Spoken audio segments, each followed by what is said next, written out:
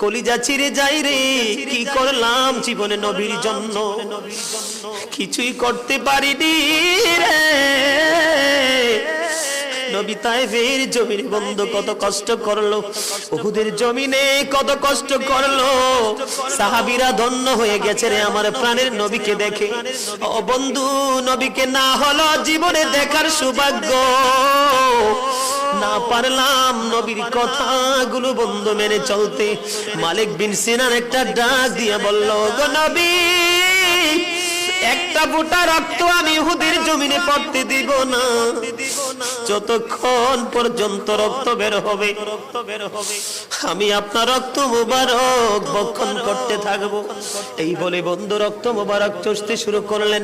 রক্ত মুবারক চুষতে চুষতে শেষ রক্তের ফোঁটা যখন চুষা হলো রে, আমার নবী গোটা পৃথিবীকে একটা ডাক দিয়ে বলল, রে পৃথিবীর আমার উম্মত, তোমরা সবাই শুনে রাখো, দুনিয়ায় যদি জান্নাতি কোনো মানুষ দেখতে চাও রে, তাহলে মালিক বিন সিনানকে তোমরা দেখে না।